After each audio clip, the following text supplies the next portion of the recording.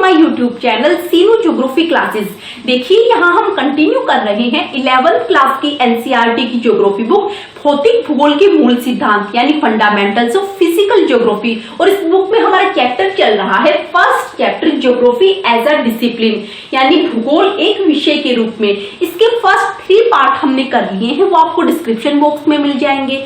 आज हम करेंगे 4th पार्ट। प्लीज चैनल को सब्सक्राइब कीजिएगा ताकि मेरे अगले वीडियो के नोटिफिकेशंस आपको मिल सके। चलिए अपना चैप्टर कंटिन्यू करते हैं। देखिए ज्योग्राफी एज अ डिसिप्लिन, इससे पहले वाली वीडियो में हमने क्या देखा था कि किस तरह से प्रिमिटिव सोसाइटी से प्रेजेंट सोसाइटी तक पहुंचते पहुंचते इंसान ने कितना कुछ बनाया है। प्रिमिटिव सोसाइटी में इंसान नेचर के अंडर में रहकर काम करता था, लेकिन प्रेजेंट सोसाइटी में इंसान ने नेचर में मॉडिफिकेशन किया है, नेचर को मॉडिफाई किया है अपने अकॉर्डिंग।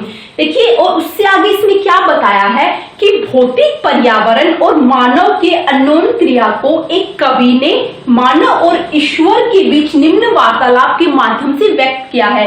देखिए यहाँ पर भौतिक पर्यावरण यानी फिजिकल एनवायरनमेंट और ह्यूमन बींग्स के बीच में इंटरेक्शंस को बताया गया है। और यहाँ पर देखिए मानव तो हो गया, ह्यूमन बींग्स हो गए, और ईश्वर यानी गॉड किसके लिए कंसीडर किया है, यहाँ पर गॉड किया है नेचर के लिए कंसीडर। मतलब ह्यूमन बींग्स और नेचर के बीच में जो इंटरेक्शंस है उसके बारे में यहाँ पर बताया गया है। देखिए आपने मिट्टी का सृजन किया, मतलब यहाँ पर किसको बताया गया है कि आपने यानी नेचर ने क्या बनाया, सॉइल को बनाया। उसके बाद इंसान ने क्या किया, ह्यूमन बींग्स ने क्या किया, मैंने कप का निर्माण किया। मतलब नेचर ने सॉइल को बनाया और उस सॉइल से इंसान ने उस नेचर के रिसोर्स को यूज करके अपने माइंड का डेवलपमेंट करके अपने अंडरस्टैंडिंग के द्वारा उस नेचर के रिसोर्स को यानी मिट्टी को यूज करके इंसान ने क्या बनाया, कप का निर्माण किया। आपने रात्रि का सृजन किया, नेचर ने रात को बनाया और मैंने दीपक बनाया। देखिए प्रिमिटिव स्टेज में जब आदि मानव रहा करते थे, जब तक उन्होंने मतलब आग जलाना नहीं सीखा था, उससे पहले उनको अगर वहां पर रात हो गई तो रात का मतलब केवल रात था, जब सुबह होगी जब सूरज निकलेगा तभी वहां पर उजाला होगा। लेकिन इंसान ने जैसे जैसे हम प्रिमिटिव सोसाइटी से प्रेजेंट सोसाइटी तक आते गए, इंसान ने क्या किया, दीपक बनाया। मतलब इंसान ने लाइट बनाना सीख गया। इंसान रात के टाइम भी अपने घर में क्या है, लाइट लगा के रात के टाइम भी हमारा घर दिन जैसा दिखता है। तो इसमें यही बताया गया है कि आपने रात्रि का सृजन किया, नेचर ने रात को बनाया और इंसान ने उस रात के अंधेरे को दूर करने के लिए, उस डार्कनेस को दूर करने के लिए दीपक बनाया, मतलब लाइट बनाई। फिर आपने बंजर भूमि, पहाड़ी भूभाग और रेगिस्तान का सृजन किया। नेचर ने ये सब कुछ, ये सारे लैंड रिसोर्सेज बनाए, इस टाइप की अलग अलग टाइप की लैंड बनाई। उसके बाद इंसान ने क्या किया, मैंने फूलों की क्यारी, बाग बगीचे बनाए। मतलब उस लैंड में जो नेचर ने बनाई है उस लैंड का यूज करके इंसान ने क्या बनाया, वहां पर फूलों की क्यारी मतलब फ्लावर बेड बनाया, बाग बगीचे बनाए। मतलब उस सॉइल में, उस लैंड में, उस अर्थ सरफेस पर इंसान ने वहां पर खेती करना सीखा, उसमें कुछ उगाना सीखा। देखिए प्राकृतिक संसाधनों का प्रयोग करते हुए मानव अपने सृजनात्मक योगदान का दावा करता है। मतलब इंसान के अंदर क्रिएटिविटी आई, लेकिन उस क्रिएटिविटी को उसने यूज कैसे किया। देखिए प्राकृतिक संसाधनों का प्रयोग मतलब नेचर के रिसोर्सेज का ही उसने यूज किया, और नेचर के रिसोर्सेज को ही यूज करते हुए मानव अपने सृजनात्मक योगदान का दावा करता है। मतलब नेचर की चीजों को यूज करके इंसान ने उससे और दूसरी चीजें बनाना सीखी। देखिए तकनीकी की सहायता से मानव आवश्यकता की अवस्था से स्वतंत्रता की ओर अग्रसर हुआ। आवश्यकता की अवस्था मतलब प्रिमिटिव स्टेज में जो इंसान नेचर के अंडर में रहकर कार्य करता था, जैसे जैसे प्रेजेंट सोसाइटी तक पहुंचते गए वैसे वैसे इंसान क्या है, फ्री हो गया। मतलब उसने नेचर को अपने अनुसार मॉडिफाई कर लिया।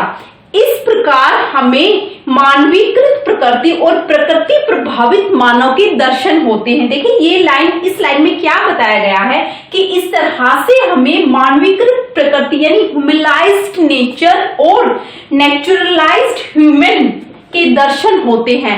मतलब ह्यूमनाइज्ड नेचर भी किसमें कन्वर्ट हो गई, ह्यूमनाइज्ड मतलब नेचर भी मानवीकृत हो गई, नेचर भी मैन्स के अनुसार, ह्यूमन बींग्स के अनुसार मतलब बदल गई और प्रकृति प्रभावित मानव यानी मैन क्या हो गए, ह्यूमन बींग्स क्या हो गए, नेचुरलाइज्ड हो गए। देखिए हम प्रकृति को मॉडिफाई कर रहे हैं लेकिन हम उसे पूरी तरह से मॉडिफाई नहीं कर सकते, ह्यूमन बींग्स को भी नेचुरलाइज्ड होना पड़ता है। देखिए फॉर एग्जांपल जैसे सर्दी आती है, सर्दी में हम ऊनी कपड़े पहनते हैं, मतलब नेचर के अकॉर्डिंग सर्दी आई तो नेचर के अकॉर्डिंग हम भी उसके अनुसार क्या है उसके अनुसार अपने आप को ढाल रहे हैं। तो हम सर्दियों में जैसे ऊनी कपड़े पहन लिए, नेचर के अकॉर्डिंग गर्मी हुई तो गर्मी के अकॉर्डिंग हमने क्या किया, हमने पतले कपड़े पहन लिए। तो इस तरह से इसमें यही बताया गया है कि धीरे धीरे क्या हुआ, ह्यूमनाइज्ड नेचर हो गया और नेचुरलाइज्ड क्या है, ह्यूमन बींग्स हो गए। तो इस प्रकार हमें मानवीकृत प्रकृति और प्रकृति प्रभावित मानव के दर्शन होते हैं प्रेजेंट सोसाइटी में। भूगोल इसी अंत प्रक्रियात्मक संबंध का अध्ययन है। देखिए ज्योग्राफी क्या है, ज्योग्राफी ह्यूमन बींग्स और फिजिकल एनवायरनमेंट यानी नेचर और ह्यूमन बींग्स के बीच में जो इंटरेक्शन होता है उसी की स्टडी ही क्या है, उसी की स्टडी ही ज्योग्राफी कहलाती है। देखिए नेक्स्ट हम बात करेंगे कि किस तरह से ज्योग्राफी 3 क्वेश्चन से जुड़ा हुआ है। Geography as a discipline is concern with 3 set of questions की एक वैज्ञानिक विषय के रूप में ज्योग्राफी किस तरह से इन क्वेश्चनों से जुड़ा हुआ है। कौन से 3 क्वेश्चन है, व्हाट, वेयर एंड व्हाई, मतलब क्या, कहां और क्यों। देखिए इसका मतलब क्या है, देखिए व्हाट का मतलब है क्या। अगर हम यहाँ पर एग्जांपल ले, देखिए क्रॉप्स का अगर एग्जांपल ले कि क्या, आइडेंटिफिकेशन में क्या हो जाएगा, क्रॉप्स कौन सी क्रॉप्स है, राइस। देखिए क्या में हो गया कि क्रॉप्स कौन सी है, क्या क्रॉप है, राइस क्रॉप है। उसके बाद अगर हम इसको देखें कहां, कि राइस कहां उगता है, तो राइस कहां उगता है, ज्यादा कोस्टल एरिया में ज्यादा उगता है। देखिए हमें इस क्वेश्चन का भी आंसर मिल गया कि क्या क्या चीज है, राइस है। वेयर कहां मिलता है, कोस्टल एरिया में ज्यादा मिलता है। देखिए अगर हम सिर्फ व्हाट और वेयर यहां तक अगर हम अपना क्वेश्चन का आंसर कंप्लीट करते हैं तो वो इतना यहां तक का व्हाट और वेयर ज्योग्राफी को एक साइंटिफिक सब्जेक्ट नहीं बनाता। अगर हम इन 2 क्वेश्चन के साथ अगर हम वाई को साथ जोड़ते हैं, देखिए क्या चीज है, राइस है, कहां मिलता है, वेयर कहां मिलता है, कोस्टल एरिया में मिलता है, वाई क्यों मिलता है वहां पर। जब हम इस क्यों का आंसर, वाई का आंसर भी साथ में देंगे तभी हम ज्योग्राफी को एक साइंटिफिक सब्जेक्ट बना सकेंगे। देखिए क्या है, राइस है, वेयर कहां है, कोस्टल एरिया में, क्यों है, क्योंकि वहां पर बारिश ज्यादा होती है। जब हम इन 2 क्वेश्चंस के साथ इसका भी आंसर देते हैं तो इसका मतलब ज्योग्राफी क्या है, एक साइंटिफिक सब्जेक्ट हम ज्योग्राफी को बना देते हैं। देखिए साइंटिफिक सब्जेक्ट कब बनता है ज्योग्राफी, जब उसमें अप्लाइड प्रिंसिपल्स यूज होते हैं। देखिए यहाँ पर अप्लाइड प्रिंसिपल्स मतलब हमें पता चल गया कि राइस कोस्टल एरिया में क्यों ज्यादा उगता है। तो इस तरह से ज्योग्राफी में ये 3 क्वेश्चंस बहुत इंपॉर्टेंट हैं। तो देखिए और उससे आगे क्या बताया गया है, देखिए यहाँ पर सबसे पहले हम व्हाट को लेंगे। कुछ प्रश्न धरातल पर पाए जाने वाले प्राकृतिक व सांस्कृतिक विशेषताओं के प्रतिरूप की पहचान से जुड़े हुए हैं। मतलब कुछ प्रश्न धरातल पर पाए जाने वाले प्राकृतिक और सांस्कृतिक, देखिए इसमें केवल नेचुरल एनवायरनमेंट को यूज नहीं किया गया, प्राकृतिक भी है, नेचुरल भी है, साथ साथ में सांस्कृतिक भी है, मतलब कल्चरल भी, मतलब ह्यूमन बीइंग से भी जुड़ा हुआ है। दोनों फैक्टर्स को यहाँ पर साथ लेकर चला गया है कि कुछ प्रश्न धरातल पर पाए जाने वाले प्राकृतिक विशेषताओं के प्रतिरूप की पहचान से जुड़े हुए। देखिए हमें आइडेंटिफिकेशन हो गया कि क्या चीज है, वो राइस चीज है। इसी तरह से अगर हम दूसरा देखें, जैसे अगर हम मेटल में देखें, देखिए अगर जैसे गोल्ड है, क्या में हो गया गोल्ड, क्या क्या चीज है, गोल्ड है, वेयर कहां पाए जाते हैं और वाई क्यों पाए जाते हैं। इस तरह से बहुत सारी ऐसी चीजें हैं जिसमें अगर हम इन तीनों क्वेश्चंस का यूज करते हैं और तीनों क्वेश्चंस का आंसर देते हैं तो इसका मतलब ज्योग्राफी क्या बन गया, एक अप्लाइड प्रिंसिपल्स, मतलब एक साइंटिफिक सब्जेक्ट बन गया। तो इसमें सबसे पहले यहाँ पर क्या के बारे में बताया गया है कि अगर प्राकृतिक और सांस्कृतिक विशेषताओं के प्रतिरूप की पहचान से जुड़े होते हैं जो क्या प्रश्न के उत्तर देते हैं। देखिए नेक्स्ट क्वेश्चन क्या है हमारा कि वेयर मतलब कहां पर।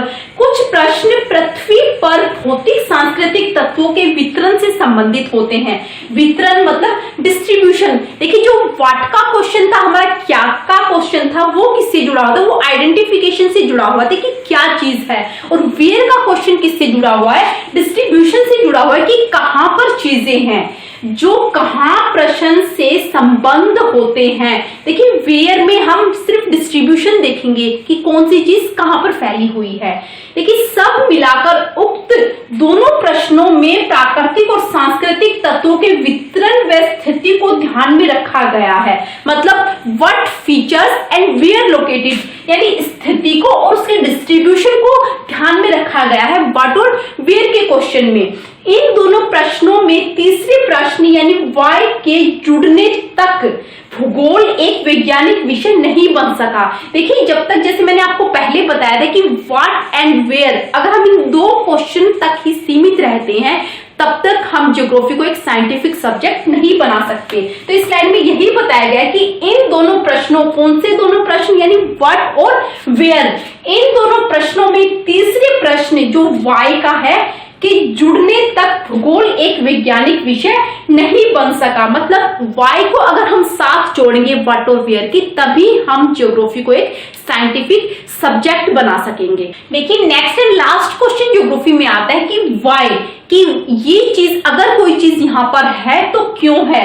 देखिए यह तीसरा प्रश्न व्याख्या और तत्वों और तथ्यों के मध्य कार्य कारण संबंध से जुड़ा हुआ है और भूगोल का यह प्रश्न क्यों प्रश्न से जुड़ा हुआ है। देखिए वाई में क्या होती है, व्याख्या दी जाती है, यानी एक्सप्लेनेशन दी जाती है कि कोई चीज किसी एरिया में मिलती है तो वहां पर क्यों मिलती है, क्या उसकी कॉजेस होती है। यहाँ पर कहते हैं कैजुअल रिलेशनशिप होता है, मतलब कॉजेस क्या है उस चीज के वहां पर पाने की और क्या उसके इफेक्ट पड़ते हैं। तो ये सारे जो चीजें हैं ये सारी किसमें देखी जाती हैं, वाई वाले क्वेश्चन में देखी जाती हैं। तो इस तरह से जो ज्योग्राफी में तीन क्वेश्चन है, व्हाट वेयर एंड वाई, इन तीनों क्वेश्चन से को एक साथ मिलाकर ही हम ज्योग्राफी को एक साइंटिफिक सब्जेक्ट बना सकते हैं। देखिए एक विषय के रूप में भूगोल का क्रोड क्षेत्र से संबंधित होता है। मतलब भूगोल का जो ज्योग्राफी का कोर क्या होता है, ज्योग्राफी का कोर होता है क्षेत्र यानी स्पेस।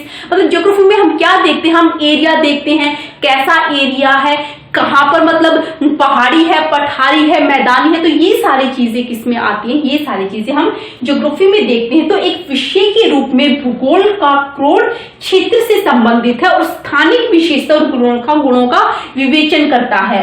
यह मानव और उसके भौतिक पर्यावरण के मध्य गत्यात्मक अंतर प्रक्रिया से उपजे तथ्यों के बीच अंतर संबंध का अध्ययन करता है। देखिए ह्यूमन बींग्स और नेचुरल एनवायरनमेंट के बीच में गत्यात्मक अंतर प्रक्रिया मतलब डायनेमिक रिलेशनशिप होती है। मतलब नेचर भी धीरे धीरे चेंज हो रही है और साथ में ह्यूमन बींग्स भी चेंज हो रही हैं। दोनों क्या है, स्टैटिक नहीं है, दोनों डायनेमिक है। तो इसमें यही बताया गया है कि नेचर भी, मतलब देखिए अगर हम देखें तो पहले क्या था, पहले जो चीज नहीं थी वो चीज अब है और पहले जो चीज थी वो चीज अब नहीं है। मतलब कहीं पर कुछ बन रहा है, कहीं पर कुछ टूट रहा है। दोनों डायनेमिक है, नेचर भी डायनेमिक है और इंसान भी डायनेमिक है, दोनों गतिशील हैं। तो मानव और उसके भौतिक पर्यावरण के बीच में जो डायनेमिक जो इंटरेक्शंस है, अंतर प्रक्रिया है, उससे उपजे तथ्यों के बीच जो अंतर संबंध है, मतलब इन दोनों का नेचर और ह्यूमन बींग्स का रिलेशनशिप ज्योग्राफी की स्टडी होता है। तो इसमें यही बताया गया है कि ये तीनों क्वेश्चंस यहाँ पर बहुत इंपॉर्टेंट हैं। तो आज के लिए बस इतना ही। इससे आगे जो चैप्टर बचा हुआ है वो करेंगे हम नेक्स्ट वीडियो में। तो आज के लिए बस इतना ही। आई होप आपको इतना चैप्टर क्लियर हुआ होगा। मिलते हैं नेक्स्ट वीडियो में। Thanks for watching and good bye.